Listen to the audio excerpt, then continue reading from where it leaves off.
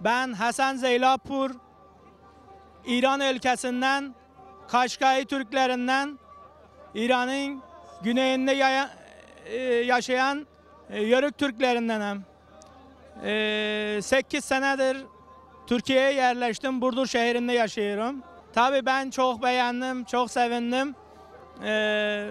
Çok güzel kültürümüz var. İran'da 4 milyona yakın bir nüfus var, Kaşgaylar nüfusu. Tabii ki şehirde yaşayanlar da var ama biz hiçbir şeyimizi haladan kaybetmemişik. Dağlarda, dizlerde yaşayırlar, siyah çadırlarda.